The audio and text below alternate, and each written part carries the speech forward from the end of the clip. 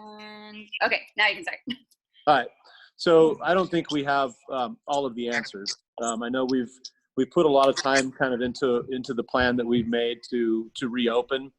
And I guess by way of background, I'll tell you my background. I'm actually an insurance broker, and we've got an in-house safety professional on our staff. And so I've had the luxury, at least, of being able to utilize someone on my staff to talk through a couple of these issues, to vet a couple of the different things that we're trying to do. So I at least have a little bit of confidence that we're approaching this not just like a typical gym would approach things, which is open the doors and let everybody grunt and sweat and get out and hope for the best. The reality from this is that we don't really have any more liability in opening and having a virus outbreak than we do now. So let's say we open and someone from our gym goes out and gets sick. The reality of it is being able to pinpoint that back to any one of our specific gyms is not gonna, it's almost impossible to trace where someone got it from, unless the only place they went was the gym and that's the only thing they did all day. They didn't get in their car, they like teleported here, or any other way that they got here. So the only real liability we have in this is if 30 people from your gym get sick, it'll be a little bit easier to identify where they're getting sick from. So the idea that we have measures in place, protocols in place, things that we follow on a daily basis and document, you're really just putting yourself in a position to be defensible if something happens to you. And I think we all kind of are in the same boat there, that none of us wants to lose our affiliate, our way of living, or anything else over fitnessing. So I think there's ways to enter in this and do it the smart way. And the biggest thing is going to be, and again, I'm not lecturing, I'm just kind of coming from the things that we would be telling our clients on this side. The biggest thing is having procedures, having them written, and making sure they're followed and documented. So at least at that point, you've got a shell of a plan. You're following that plan. You're doing it every single day with every single person that comes in your door. And it at least puts you in a better spot if something does happen. So I would say, first and foremost, whatever you all have individually as a plan, it's something that you need to document and pass out in any format you can, whether you post it on your website, hand it to members when they walk in, however you want to communicate that. I think just making sure that's out there for all of your members to see is first and foremost. And I believe that's even on the checklist from Larimer County, is you need to have a plan. It needs to be a written plan kind of thing. So we're just sort of following along with what Larimer County is telling us to do. Hopefully that makes sense. Yeah. Steve, question for you, kind of coming from the insurance side. Do we need to have another clause in our waiver or some sort of additional waiver put on for this? I've asked that question of our attorney. I haven't got a response back yet.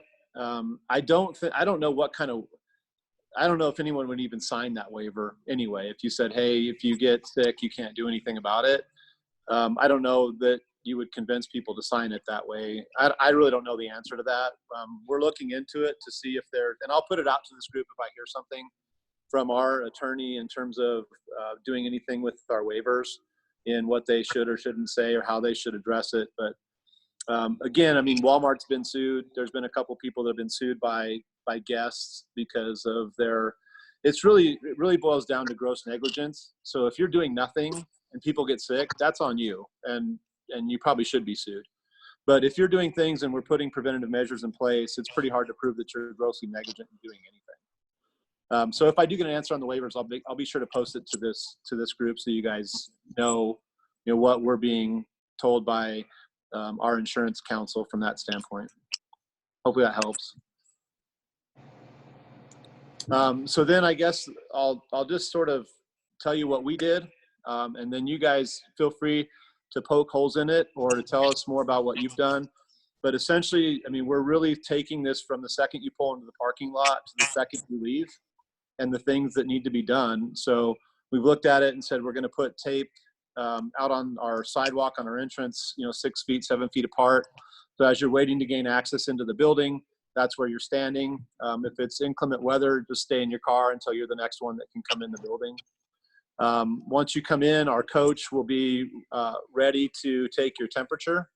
our coach will have a mask on as well as gloves, and we have a no-touch thermometer and alcohol wipes and those kind of things available. If you have, and we're creating a log for that, by the way. So if Matt Cooper comes in, we take his temperature, we write it down. Matt Cooper's temperature was 98.9.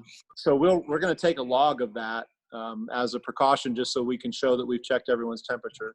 If Matt comes in and his temperature is 100.5, we're going to ask him to step aside, get out of the way. We will test him one more time before we tell him that he can't work out. So we'll test him first, we'll test him last, or however it'll work out. But our approach has been anything over 100-degree temperature, and you are not allowed in the building. And we will document that. It'll be there for all of our coaches to see. If you do come back the following day and you have the same 100.5 temperature, we're probably going to tell you that you should get a test. And you need to bring us back a reading on that test showing that you're negative before we'll allow you to work out. So we're going to document those temperatures every day. Once you're done with that, the next thing that you have to do is you have to wash your hands. So you're going to go from getting your temperature to in the bathroom to wash your hands.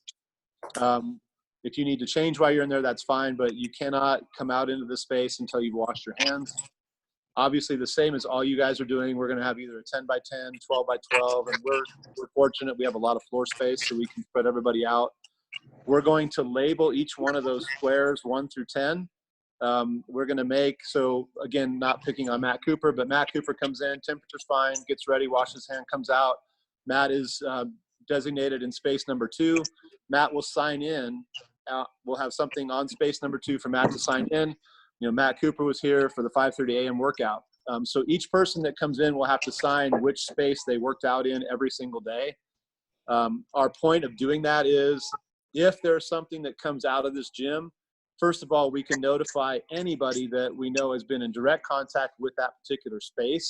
They're going to be way more higher at risk than someone that was 50 feet away and not even close to that person. So we want to be able to kind of dissect that into the most, macro level that we can in terms of where you've been in our facility. Obviously, we're going to put like a spray bottle.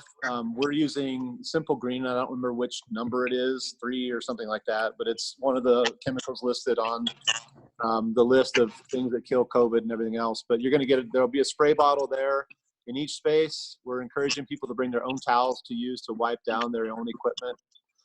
What we're trying to do is put equipment around each space that we'll use for a workout so that we're not going back and forth getting equipment, people crossing paths at the same time. We're going to try to contain you as much in your square as we possibly can. Same for the coach. Coach will be in their square. It'll be a little bit harder to coach standing in a square, but we all have to be safe as well. Once you're done with the workout, you're responsible for cleaning up your space. As soon as you clean up your space, you have to go back into the bathroom, wash your hands, and then you leave the facility out of the back door. So that's kind of the nuts and bolts of the shell, I guess, of what we've kind of come up with as the best way to do this and to be consistent with it. We are locking the door. We can still exit out of our door when it's locked. We have a panic handle, but we are locking all doors at the start of class time. So if we have a class at noon, door will be locked at noon. There will be no access into the facility once class starts. So it's hard, but what we've told our people is if you show up at 12:03 and the door is locked, you're not working out at noon. We've got one coach taking temperatures and all the other things that need to happen. And if people show up late, we're just not going to be able to do that. So tough decisions, but it's kind of how we're looking at it. Can you describe again what you're using to take temperatures? So we've got a thermometer that I don't even know Kristen, I think you may have more background. I just got mine if you want to see it. Okay. Yeah, I mean that's what it is. It's basically you don't touch the forehead with it. It just reads, so you don't have to touch anybody. Oh. And where'd you get that? I'm running a little hot. Great. So I spent way too much money on this because there's none of them left online, and I wanted it before we opened. So I paid priority shipping and bought it from a medical grade website for like $160 for this thing. I think Costco is getting them in. Dang it! From what we have a member that works at Costco, and he believes that they're coming in there. Yeah, So, I was just so concerned, and I didn't know what else to do, so I just like ordered it right away. But they have their Variety of sites them. that have it. There's a variety of them available on Amazon. I ordered one off Amazon, but it said I'm not going to get it till like the 10th of May. Mm-hmm. Yeah, I saw those too, and I was just so concerned. So this one was from. I'll actually put the website I got it from on the Instagram page because they have a bunch of them. They're just expensive, so you just have to like decide if it's worth it. Yeah, because you could get them for $15 before all this. So, Right? kind of sad. I got gaps. Same thing with I know that Ryan posted that Ryobi like sprayer thing. Good luck finding one of those. Is that necessary? I jumped on. Yeah, I jumped on Home Depot. You can't get them at all on Home Depot. You can find them on eBay. Home Depot, they go for $99 when you have them. They're on sale. A couple on eBay for $300. So quite a bit more inflated than what you could buy them for if this wasn't going on. But incidentally, you guys, we used. I've been asked this a lot. We used a company called Safe On Site Sanitization is who came in and sprayed our gym down, which I think I gave you guys that information on Instagram.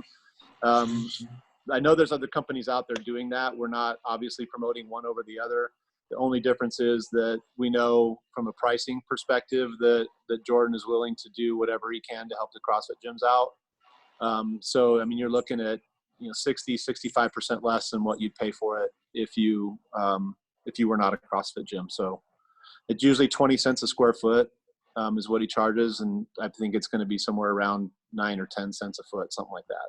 So just kind of keep that in mind. And it's a pretty quick process. I mean, they were in and out of our gym in about 45 minutes. So it happens pretty fast. The only downside is it smells like a chlorine pool, like when you go into. So you're going to have a little bit of that residual smell for a couple days, but that's no big deal. Will you be continuing that throughout? Like, are you doing that on, weekly, every couple days? No, I mean, just from a cost perspective, there's no way that we could. Right. I mean, we're down revenue already, and going to have to pay for more classes because we can only do 9, so it's already costing us a ton of money to operate. Yeah. We'll probably bring them in. Depending on how long this lasts, we may try to bring them in once a month, just to do it that way. If we can get our hands on one of the sprayers like Ryan had posted, we're pretty confident that we can keep things fairly clean with that. I mean, if we're being real, the chances that someone's going to get sick from our gym are pretty damn low. I mean, for the most part, the people walking in our doors are healthy.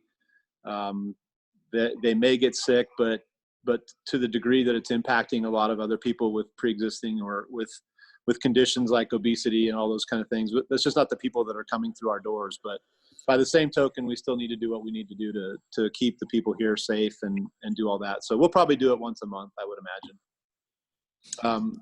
The thing that they really want is they want the access into the people who are spending money with you.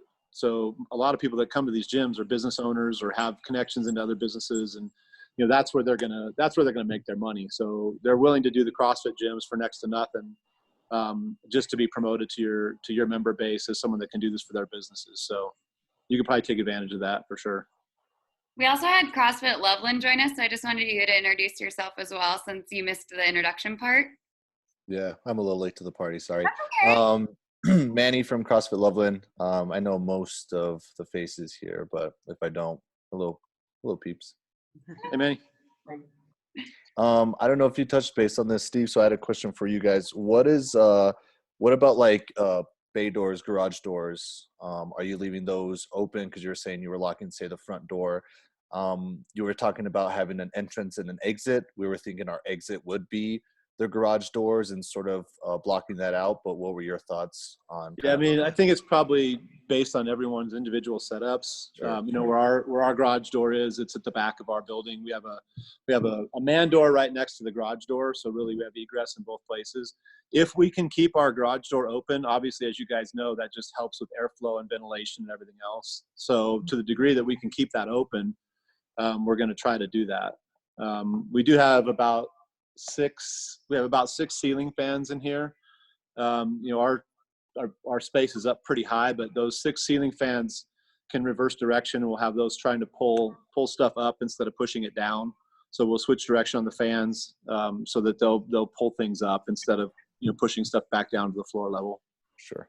And then I don't know if you talked about like rowers. I know you said logistically wise, you probably weren't going to do rowers or bikes because you weren't going to have enough for, say, that group. But as far as using rowers and airdynes, was that something you were going to not let individuals use? Because there's been talks about how it could just kind of blow stuff up. Again, I don't know if that's exactly a thing, but it's just kind of brought up just in some of the affiliate groups and whatnot. So. Yeah, I mean, we do have 10 rowers, 10 bikes, so we could use those things. And part of it is, honestly, I don't really know the answer to that. Some of those things we can also take outside. I mean, if we really want to get really, really good ventilation, take your rowers and bikes outside, let people use them outside. If your space will allow you to do that, that might be a good way. Plus, again, I'm not a doctor, but supposedly the heat, the virus doesn't do well in the heat. So the more you're outside, probably the better it is. So if there's even ways to keep that social distancing or mark spaces outside, maybe you do that too. Perfect. I'd say, guys, Steve, this is kind of for you. You're saying you're going to lock your doors, man. I'd be careful with that. I'd check with your fire code. Make sure that that's something that's okay. Yeah, we have panic hardware though, so people can get out as far as egress goes. So even though they're locked from the outside, we do have egress to get them out, to get people out of the building. Yeah. But we'll double check. Go ahead, Kyle. For the fire department to be able to ingress into buildings as well. Right. So, and Kyle's PFA, so I would just check. We're going to keep our doors unlocked just because of what we know up here in our area, but I'd just be careful with that. Sure. My opinion, Manny, on the bikes and the rowers, if somebody's in there and they have it and they're spreading it around, they're shedding virus, whether the bikes and the rowers are going or not, you're already exposed. Mm-hmm. So it doesn't matter. Doesn't matter. Gotcha. In my opinion. Makes sense. Yeah. I mean, I think the only thing you could probably even consider is just maybe don't let them point at each other. Yeah. Like maybe just don't let them like blow the wind into each other. Sure. No, I want everyone coughing right in front of the fans. And I was going to say, I don't know if this applies, but I asked one of my firefighters about our locking the door because when I first heard that, I remember when we went through our fire code inspection, we weren't allowed to lock our front door, but we have a back door. So they said as long as we keep our like back gate open, like clearly marked that it's an exit. So we're going to have people go in the front door locked, but the back door will be literally like open. That way we're just going a constant flow around and fire can get in the back even with their truck. So I don't know if that's possible for everybody, but I guess if I have my back door open, it's okay. Yeah, we'll definitely check. Yeah. Is locking the front door just to prevent people from coming in, like, after classes started? Because that, I mean, for us, it's not really, it's super hard for us to have them go out the back door because they have to walk a very long ways to get to the front. But I think, we'll have everyone sign in for classes. And if you're not signed in ahead of time, you're not coming to class. I guess if you're late, then yeah, that's something to deal with. But well, I think a part of it is also controlling people not running into each other. So if you have a really good system of people waiting in their car or waiting far away from the door, so everyone can get out first and people aren't trying to like go in and out, I think that's the other concern. So as long as you have a good protocol for like, you don't come to the front door until a coach tells you to, or you're hailed to come to the door, then that's probably okay too. Yeah. I've adjusted all my class times to where they're 15. We have a 15-minute window. And so one class will have to be out within 5 minutes of class ending. I'll go through and clean, and then I'll let the next class come in 3 to 5 minutes before their class time starts to start doing everything for the next class. That's one way to mitigate it. Probably something to think of is, as we were looking around our space too, is like we have drinking fountains. and we are most likely going to unplug and blue tape off our drinking fountains. That's the one area that we really can't wipe down enough or control enough. So we're going to have people bring in their own water bottles so that they're just touching their own water. I know it's silly, but I guess if someone's really parched, we can figure something out. But They we're can going use the sink in the bathroom. or it's, hey, guess what? Your Kill Cliff and Fit Aid sales are going to go up. You know, Yeah. buy a Fit Aid if you're thirsty. But again, it's just, that's one of those things that we can't police that enough or wipe it down enough or do whatever we need to do with the drinking fountain. So we're gonna block it off. And I know some of you guys have childcare, and like we're kind of going at it with no childcare, no kids at our gym. Is that what everyone? Yeah. Yep. Yeah. Yeah. Limit the number of people. Yeah. We have a coach that has 2 kids that usually come with her. So if that coach brought her 2 kids, that's already 3 spaces that she's taking up, unfortunately. So we've already put it out there, no kids during this time. It's just head count that we can't have in the space. And kind of on that, we're not having CrossFit Kids classes because I feel like you can't put a kid in a box. You can't sanitize everything they touch. They and they don't maintain social distance. Yeah. Does anyone have any thoughts on the face covering scenario? I know Larimer County has some language in their requirements about employees needing to have masks and potentially clients. So we ordered a bunch of masks, and we're going to require that people are in masks while they're in our building because it's such a gray area. Now, am I expecting them to work out in those? Not necessarily, but if we're in tight quarters or they've got to go to the bathroom or whatever it might be, then that's when they're going to mask, is if they're going to go through somebody else's space to get to the bathrooms or whatever it might be. But yeah, it's definitely a gray area in there because if you look at the order, it says if you leave your house, be in a mask. If you go into a facility, be in a mask. So the order, I mean, that's what the order says. So Sure. Well, and there's some language under the personal services portion that says, you know, you need to wear your mask until you're in front of your person, and then you can take it off, and then you have to put it back on. So I think all the way into their square in Steve's scenario, they're wearing their mask, and on their way, when they leave, they're also wearing their mask. But in the workout, they don't have to. That's how I interpreted what I read online, and the email that Ryan got from County Health, I think clarified that. So that's what we're planning to ask people to do. Sure. Has anyone ever not to side rail this, but does anyone really truly know the effectiveness of the masks to begin with? I mean, not the medical grade mask, but I'm talking the t-shirt that you get into a mask. I mean, do we really know truly in a situation even like this, are we trapping something? I mean, I just, you know, when this thing first came out, they're like, don't wear a mask. And then all of a sudden it's wear a mask. And I think the masks are more so just to prevent us to keep us touching our faces versus like keeping things out. Or in. It's meant to, so I have a bunch of nurses for some reason, which is weird because I'm not a nurse, but like a lot of my members are nurses, and I asked them when I first started sewing them for people, I was like, am I being stupid? Is this dumb? And they said, it's not dumb. What it really does is protects everyone around you from you breathing on them. So it doesn't really protect you from like much breathing in, because like it doesn't really matter, but like you're blocking your stuff from going out as much as you can, like your spit and your saliva and your everything coming out of your nose and stuff. So, but the problem they said is that nobody takes them off properly. And if you flip it around on accident, you're putting everything that was in the air right up against your face. So that's going to be really key. If you're making your people put on masks, they either need a whole new mask when they put it back on, or they need to make sure when they take it off, they pull it off from behind their ears, and then they know which side is which side, because you need that same side to hit your face the second time.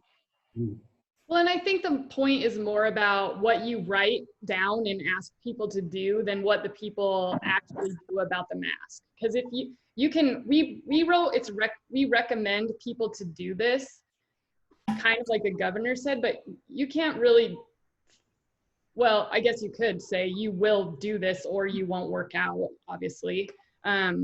But so we made it a recommendation that that's how it goes. And I think you're safe if you've written down, this is what you need to do.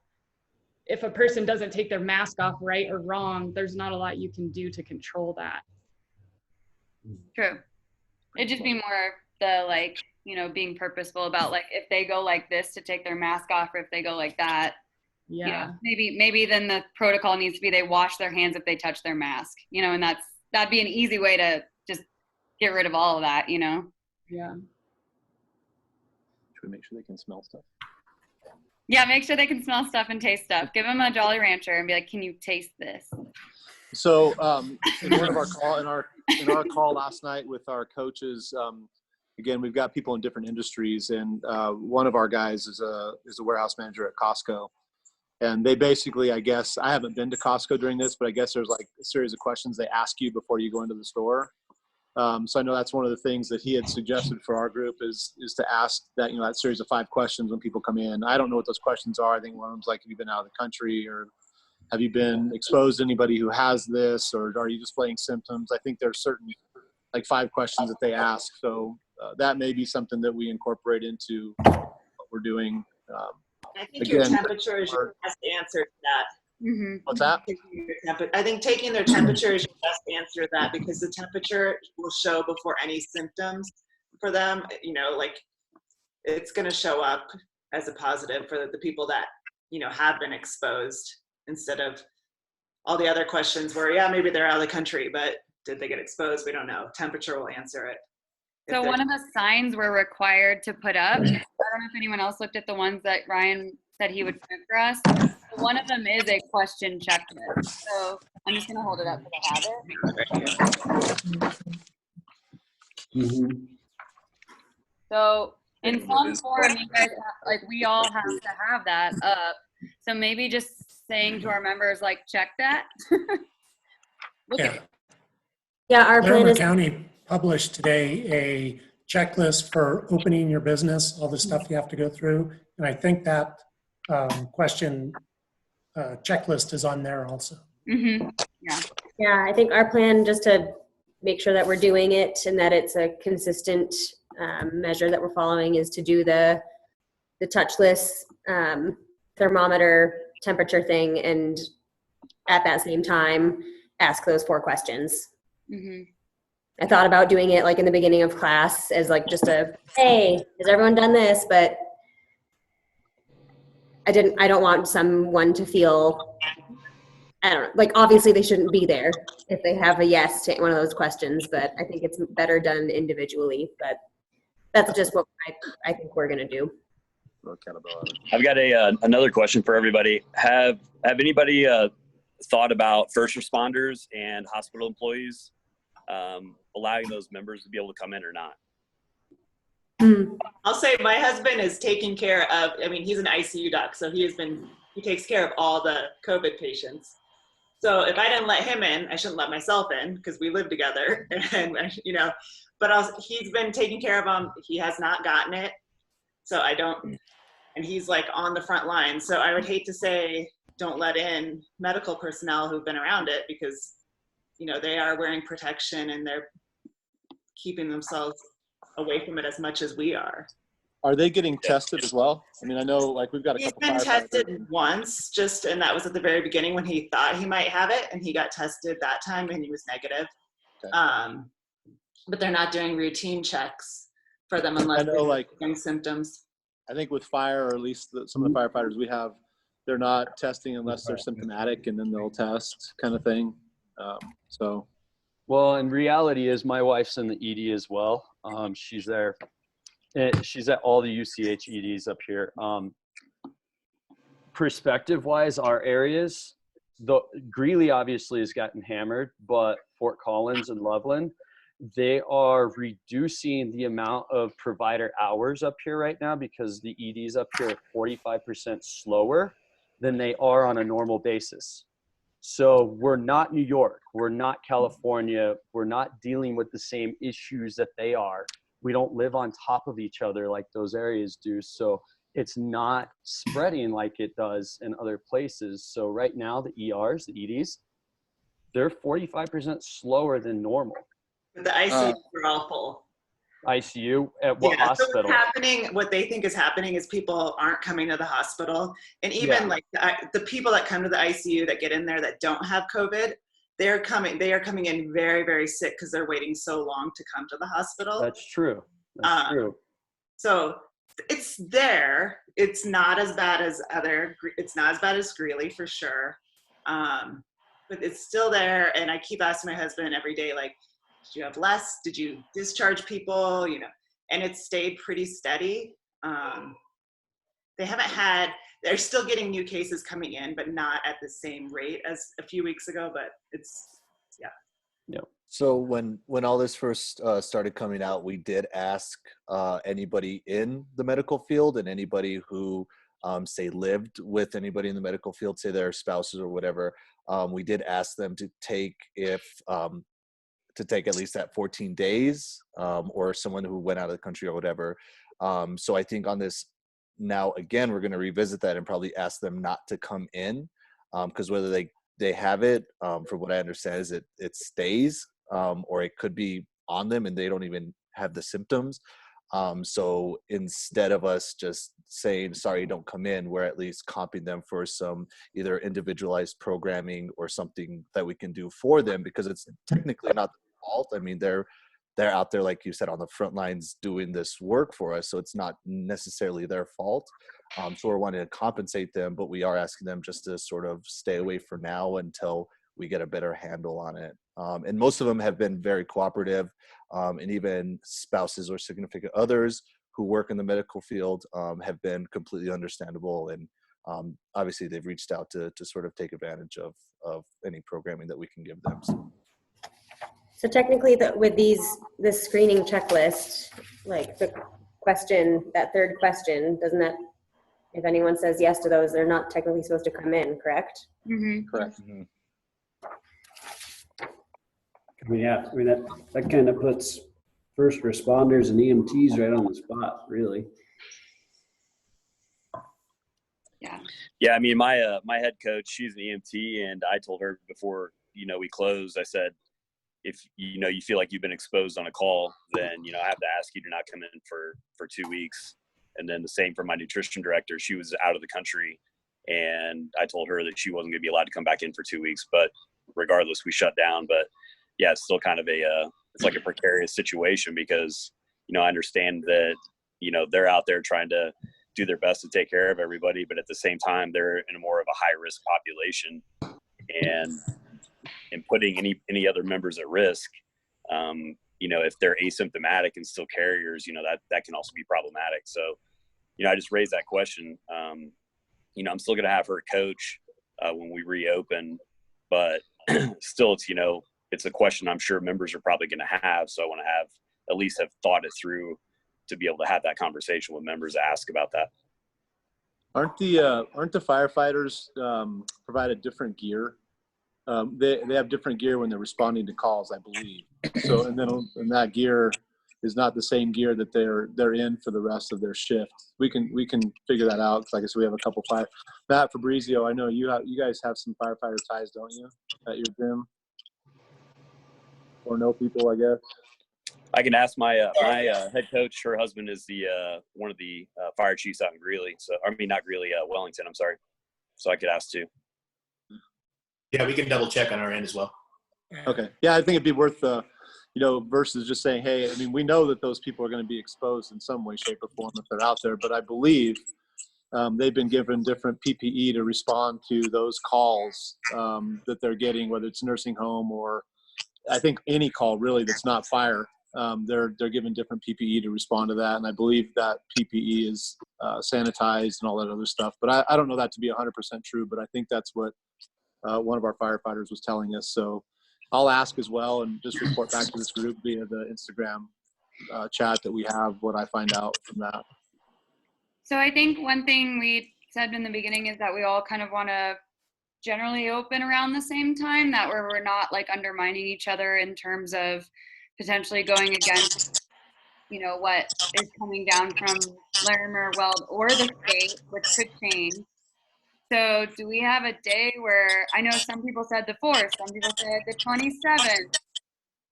I'm planning on the 4th because I think the last thing I heard was that the 1st would be the last time he would say, maybe not you guys right now.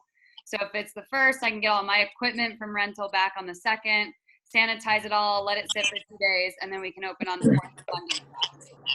Is that anybody else's plan? That was exactly my plan. Yep. Same. Cool. Yeah. Is anyone planning earlier than that? Well, didn't they say, well, I bet based on what Ryan sent us, we'd be May 1st anyway, right?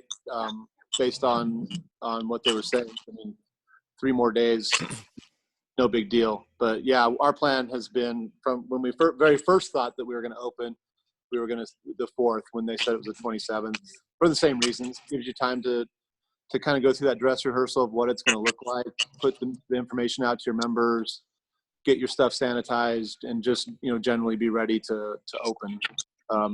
But, you know, honestly, guys, my biggest concern, I know this is not a nice thing to say, but my biggest concern isn't the 9 or 18 people or whatever we have on this call. It's the 18 people that we don't have, that we're not hearing anything from, that really pose a big threat and a big concern to all of us. And, you know, I guess we can only control what we can control, but in some way, shape, or form, we need to try to see if we can reach some of these other gyms with either a recording of this or, you know, whatever it is that we reach them with. I think it's a pretty strong statement that all of us are on this call and really trying to do the right things by each other and by our members. So yeah, my concern is the people that aren't taking the same vested interest in this that we are. And then they just sort of willy-nilly open their doors and all of a sudden we all look bad and we're trying to do all the right things. So I'm real concerned about that. And what if we kind of like, you know, whether it be through like email draft or something like that, we put together kind of like a working statement that we all kind of generally agree to based upon this conversation we've had today and some of the other conversations we've had on Instagram. And then we can send that out to those other, those gyms, those affiliates that aren't on this call to say, look, this is what we're looking at as a group, and we kind of agree to, like, as a community. Is, you know, it's not a black and white, like you have to do this, but this is what we've generally agreed to as a community for the safety and the health of our members in general. You know, I think that might be one way we could go about it.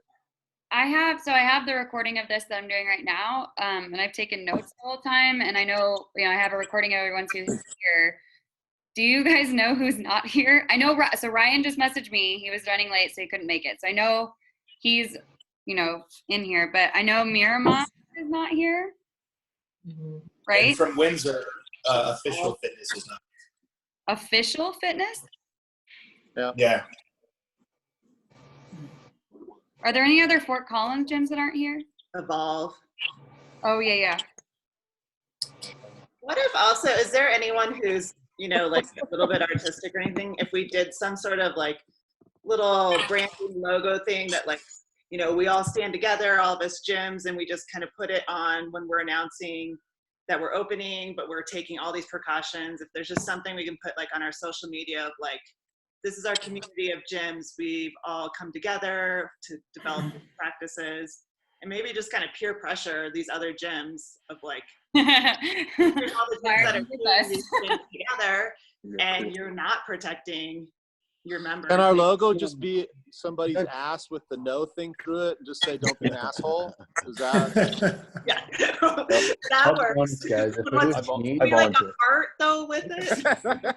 Guys, honestly, I was this close to not being able to make the meeting. Just because I wouldn't be able to make the meeting doesn't mean that I'm a dumbass. No, I think it's more that there are some gyms that aren't involving themselves at all. So you guys have all been a part of the conversation. So some gyms weren't invited either. So yeah, like I invited Manny. Manny wasn't invited during that, so I invited him.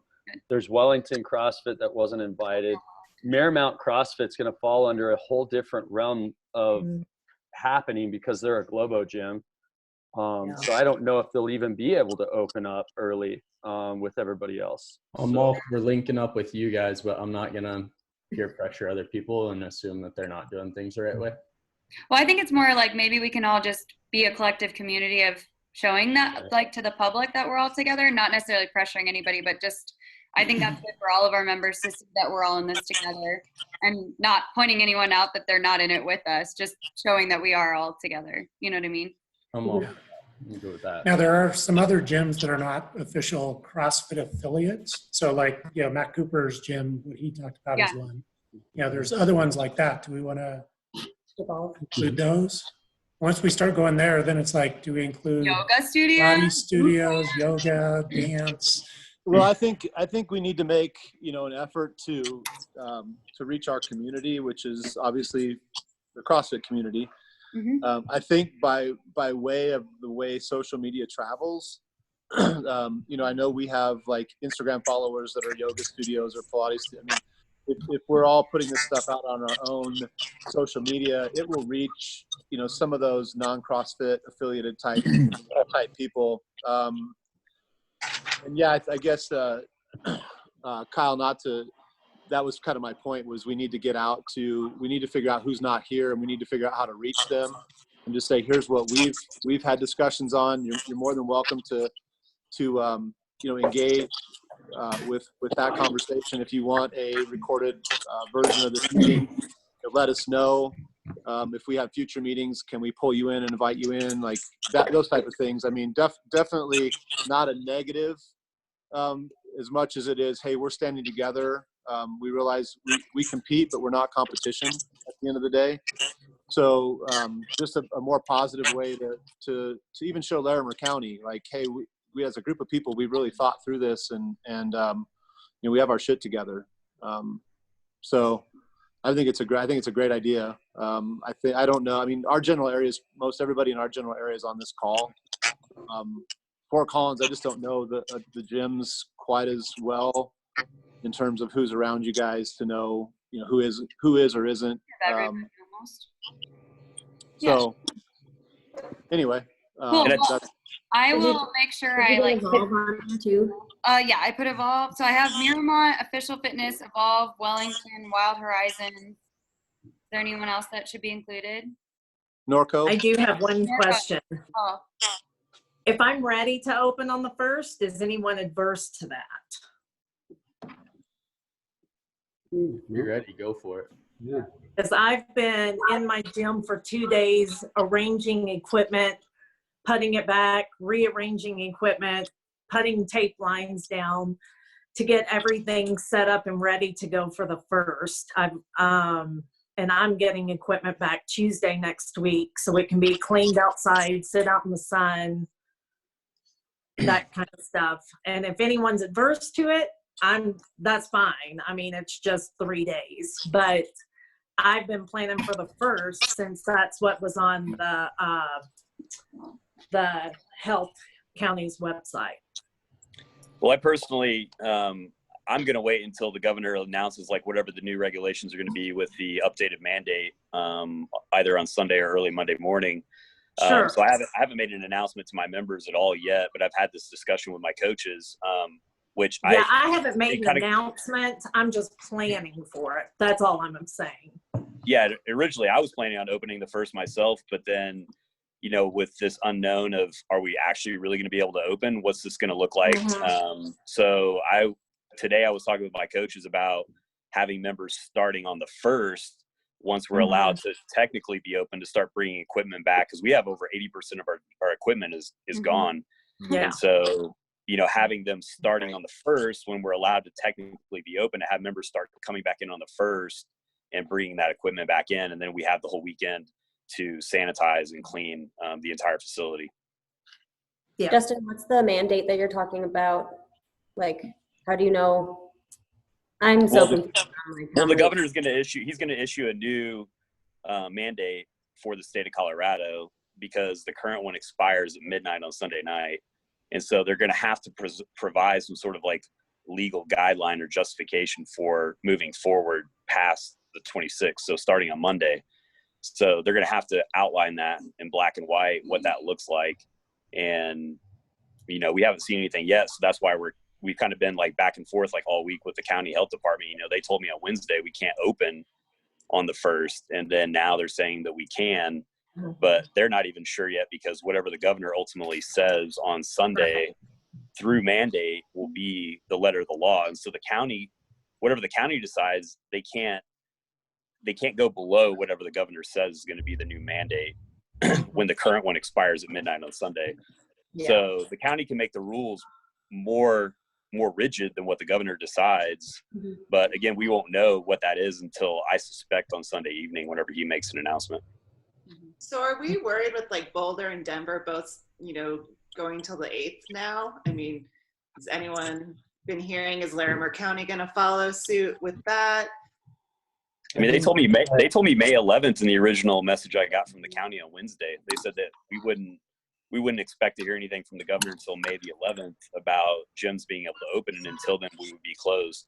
So, but it's been an evolving conversation in the last like 48, 72 hours, you know, based upon those 2 press conferences that Governor Polis has had this week. So, you know, right now it's like a big what if, you know. I mean, we could plan to open on the 1st or the 4th or whatever it may be, but, you know, Sunday, whenever he comes out and announces the new guidelines, you know, that can all get, you know, pushed back until the middle of May. Like, who knows, you know? So, but again, it's good to plan ahead for sure, you know. And I would like I guess if you're Weld County, you just don't have to worry about it.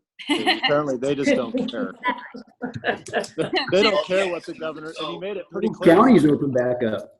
So I have to teach a class here in about 5 minutes, and you guys are all so let's finish up with just saying that as of right now, with all the information we know, we are either going to open on the 1st, if you would like, or the 4th.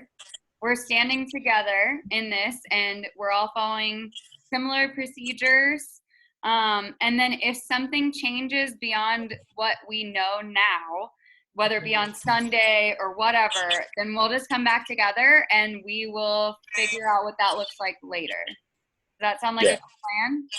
Perfect. Are there any other gyms besides Miramont, Official Fitness, Evolve, Wellington, Wild Horizons, and Norco that I should be reaching out to help them be a part of There's we've got Severance. There's several gyms out east that you just have to get on the affiliate map and look. Okay, I just didn't know if there were other gyms that are like not affiliates either. There's and you can I remember the affiliate in Estes Park too, but they're part of Larimer County. So who is? There's the affiliate in Estes Park. Oh, they're still part of Larimer County technically. So okay, I'll add them just in case. It's like it's a patio. If you guys add it that you know is missing that you think would want to be on it, just add them in the Instagram, the conversation. Yeah. The string, and I think they can still go back and see everything that was even in the conversation before. Yeah.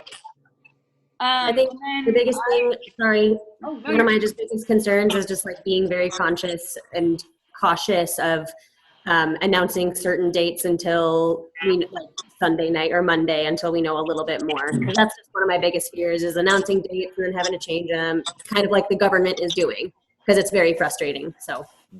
I don't know about you guys. I was going to wait until about Monday or Tuesday to announce it, just because I feel like from what I've seen, it's going to be announced all by then. So I've told them to be looking out for dates and times and procedures as of the release of that on Tuesday. So, okay. So I will type all this out, and I'll find all your emails. I'll send you the typed out event. I'll send you the recording. And then I was wondering if we could get like a group photo of everybody. Let's do it. Okay. How are we going to do that? I'm going to screen capture my whole screen. All right. Cool. So it just looks good and smile. And if you have like your logo, go for it. Okay. Is there a way we can get our... Come on, Matt. Keep smiling. You can do this. Or Matt's. Yeah. Okay. Are you ready? Yep. Okay. 1, 2, 3. Ta-da! Good job. Thank you. And then I'll try to, Michael is my graphic designer, my former owner, so he can probably come up with something cute, and I'll send it. If you guys like it, you can use it. But it'll just be something like Fort Collins CrossFit Community Strong or something like that. Northern Colorado. Yeah, for Northern Colorado. Yeah, that'd be good. Like Northern Colorado CrossFit Community strong together, whatever. Thank you. Thanks, guys. Thanks for Guys. taking Talk time to to you do guys. this. See you guys. Bye, guys. Thank Take you care. so much. See you guys.